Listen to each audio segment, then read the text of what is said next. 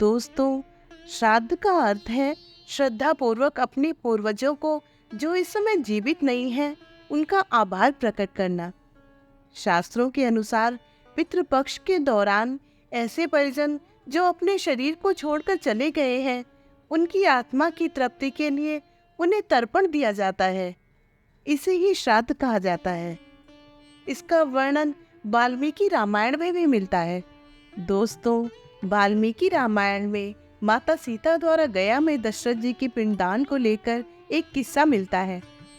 गया में ऐसे 5 लोग थे जिन्होंने झूठ बोला, जिसके कारण उन्हें माता सीता का श्राप झेलना पड़ा और इस श्राप की सजा वो आज भी भुगत रहे हैं। इसलिए आपका ये जानना बहुत जरूरी है कि साक्षी के वक्त झूठ बोलने से पाप लगता है। इस संबंध में रामायण के एक महत्वपूर्ण किस्से से मैं आपको रूबरू कराती हूँ। लेकिन उससे पहले मेरी आपसे एक हम्बल रिक्वेस्ट है कि अगर आपने मेरे चैनल को सब्सक्राइब नहीं किया है तो प्लीज़ उसे सब्सक्राइब कर लें, और अगर वीडियो पसंद आए तो उसे लाइक, शेयर और सब्सक्राइब जरूर करें। तो चलिए वीडियो शुरू करते हैं। एक बार वनवास के दौरान भगवान राम, लक्ष्मण और सीता पितृपक्ष के दौरान श्राद्ध करने के लिए गया धाम पहुंचे। वहां श्राद्ध धर्म के लिए आवश्यक सामग्री जुटाने हेतु राम और लक्ष्मण नगर की ओर चले गए। उधर दोपहर हो गई थी।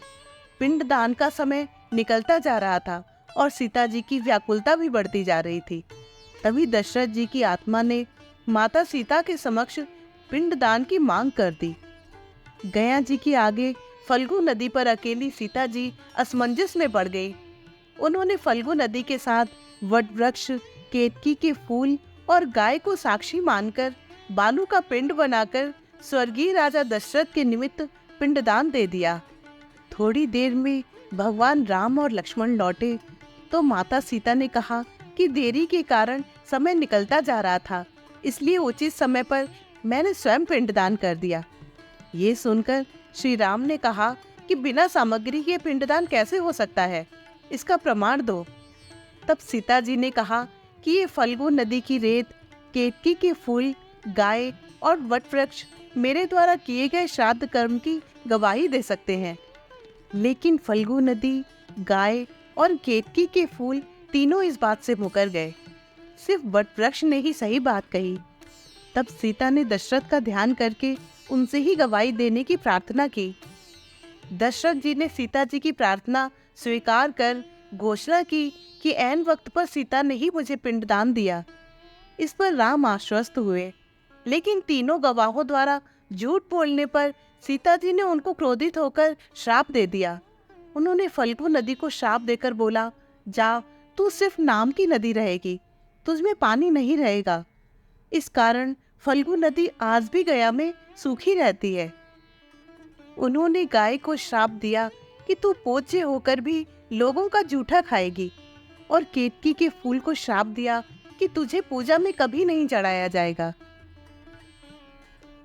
वट वृक्ष को सीता जी का आशीर्वाद मिला कि उसे लंबी आयु प्राप्त होगी और वो दूसरों को छाया प्रदान करेगा, तथा पतिव्रता स्त्री तेरा स्मरण करके अपने पति की दीर्घायु की कामना करेगी। यही कारण है कि गाय को आज भी जूठा खाना पड़ता है। केतकी के फूल को पूजा पाठ में वर्जित रखा गया है और फल्गु नदी के तट पर सीता कुंड में पानी के अभाव में आज भी सिर्फ बालू या रेत में पिंडदान दिया जाता है।